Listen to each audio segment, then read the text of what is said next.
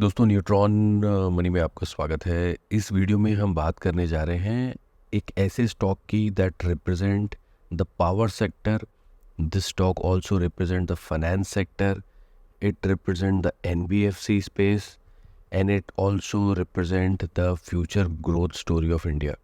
The stock is called power finance corporation. इसके बारे में बात करना इसलिए ज़रूरी है because India is in a urgent need of more and more power resources.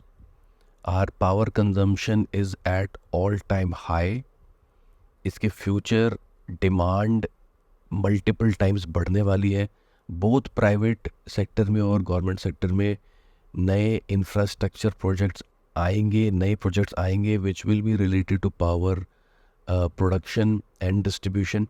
और इन सारे प्रोजेक्ट्स को जो फाइनेंस करती है एक company that is called power finance corporation. बाकी फाइनेंस कंपनियां भी करती है but power finance corporation specifically focus on the power projects.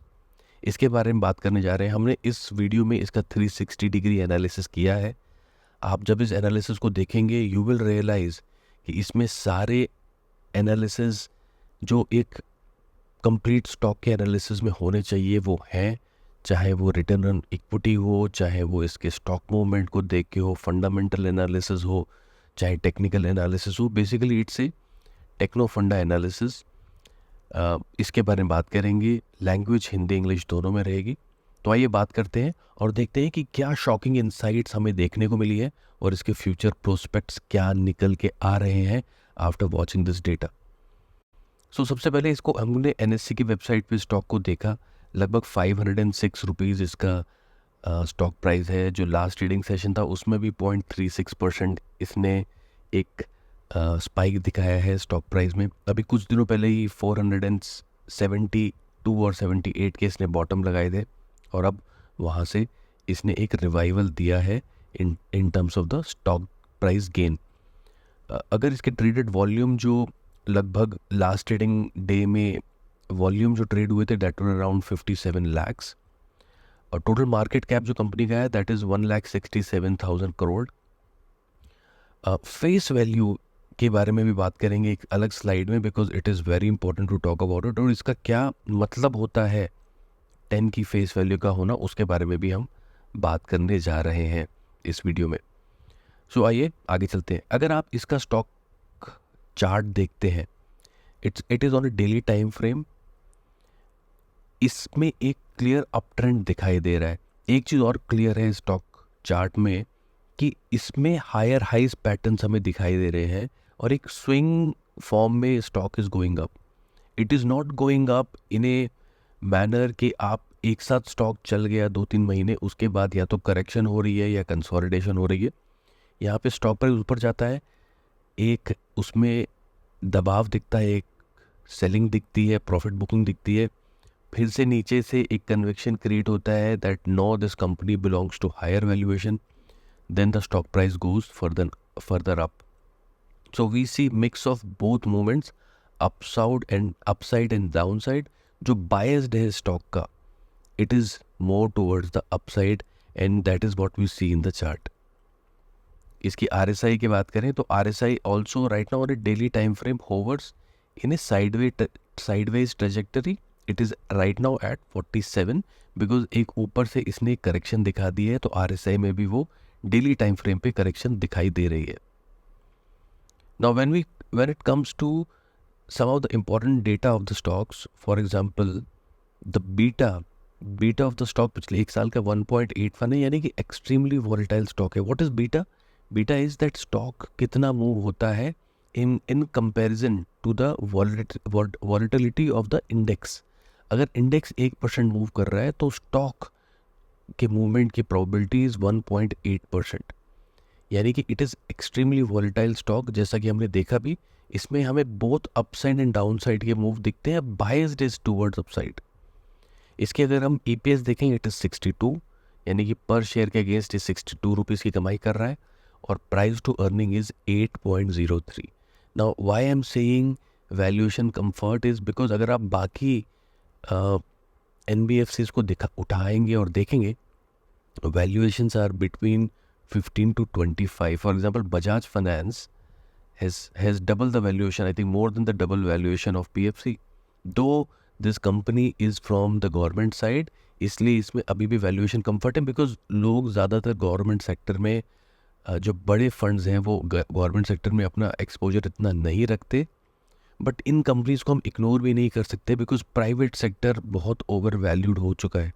और इन कंपनीज़ के अगर हम रिजल्ट्स देख रहे हैं, दे आर फार बेटर और as good as any private sector company. That is why we can't ignore it. So from a valuation point of view, in comparison, it looks reasonably valued. Now when it comes to the quarterly number, उसको भी देख लेते हैं. Revenue में जो bold blue line है, that is the revenue line. उसमें आपको एक कंसिस्टेंसी दिख रही होगी इन टर्म्स ऑफ ग्रोथ. और वही अगर हम बात करें, the blue line, the sky blue line represent the bottom line. उसमें हमें एक कंसिस्टेंसी दिख रही है, ग्रोथ में नहीं but at least in terms of maintaining that profitability. Last Q1 के नंबर की बात करें, ever highest revenue. Profitability sequentially थोड़ी सी ड्रॉप थी बट ईयर ऑन ईयर बढ़ती दिखाई दी. और मार्जिन्स पिछले साल के कंपैरेटिवली ज़्यादा थे बट सिक्वेंशियली थोड़े से ड्रॉप दिखे हैं. नाउ अगर इसकी रिटर्न्स की बात करें कि इसने अपने स्टॉक होल्डर्स को कितना अमीर या गरीब बनाया, तो एक साल में ऑलमोस्ट 133% रिटर्न ये दे चुका है. 6 महीने में लगभग 18.5% रिटर्न है. 3 महीने में 8% रिटर्न है. 1 महीने में नेगेटिव रिटर्न्स दिख रहे हैं बट वीक में 1% के पॉजिटिव रिटर्न्स दिख रहे हैं. टेक्निकली अगर हम देखें, लाइक आई सेड, ऊपर से करेक्ट हुआ है, नीचे से भी एक डाउन साइड दिखा के वापस एक मोमेंटम दिख रहा है. Technically this is suggesting a neutral momentum. On the analyst rating side, people are suggesting strong buy on this, and some of the analysts are giving extreme high target both in the medium term as well as in the long term. You can go on the Google and look for PFC analyst target on PFC. You will see the list of all the analysts जिन्होंने इसके ऊपर target recommendation दी है. अगर इसके share holding patterns की बात करें तो 55% अभी भी प्रमोटर होल्ड करता है. And who is the promoter of PFC? It is the government. 9% public hold करती है. DIIs यानी कि जो इंडिया के जो डोमेस्टिक इंस्टीट्यूशनल इन्वेस्टर्स हैं, उन्होंने भी 17% इसमें स्टेक रखा है. और जो FIIs है, जो फॉरेन इन्वेस्टर्स हैं, they are also holding almost 17.93% holding in this. It is a perfect mix when it comes to all the 4 major stakeholders. अगर प्रमोटर की बात करें कि क्या प्रमोटर ने हाल फिलहाल में कोई अपना प्लेजिंग की है स्टॉक्स शेयर्स की, या फिर कोई बेचा है या ख़रीदा है, तो हमें 55.9% स्टेक दिखाई देता है प्रमोटर का, which is maintained from last June till this June. And there is no pledging percentage visible right now for PFC. Face value की बात करते हैं. Why face value is important? Because the weightage of each share is not 2, is not 3, but it is 10. यानी कि जब हमें, यानी कि कंपनी ने अपने आप को ज़्यादा स्प्लिट नहीं किया है with respect to number of shares allotted to the market, और इस कंपनी ने अपने आप को ज़्यादा डिवाइड नहीं किया. अगर आप काफ़ी कंपनीज उठा के देखें, 2 के फेस वैल्यू पे है या 1 के फेस वैल्यू पे है. सो 10 का face value can also suggest कि टुमारो अगर स्टॉक प्राइस बहुत ऊपर चला जाता है, हमें यहाँ पे स्प्लिट भी देखने को मिल सकते हैं. बीटा हमने ऑलरेडी डिस्कस कर लिया. बीटा की अलग अलग फिगर आ रही है बट मोरलेस 2 का एवरेज बीटा दिख रहा है, विच suggest it is extremely volatile. Sector P is 18. सो अगर इसका PE 8 है और सेक्टर का 18, and if tomorrow PFC will catch up with the average of sector which is 18, you can imagine what will be the stock price momentum that time. और अगर इसकी में एक बहुत इंपॉर्टेंट डेटा पे नज़र डालनी चाहिए, which is the ROCE. what is ROCE? Return on capital employed. इन्होंने जितना पैसा अपने बिजनेस में लगाया है उससे कितना रिटर्न ये लोग जनरेट करते हैं. इट इज़ 9.85% ये लोग जनरेट कर पाते हैं, which is an average ROCE. Disappointing नहीं है बहुत ज़्यादा, ये प्रॉमिसिंग भी नहीं दिख रहा। और रिटर्न ऑन इक्विटी यानी कि जो शेयर होल्डर्स के पैसे लगे हुए हैं बिजनेस में, उससे कितना ये लोग रिटर्न जनरेट करते हैं, लगभग 21% हमें दिखाई दे रहा है यहाँ पे।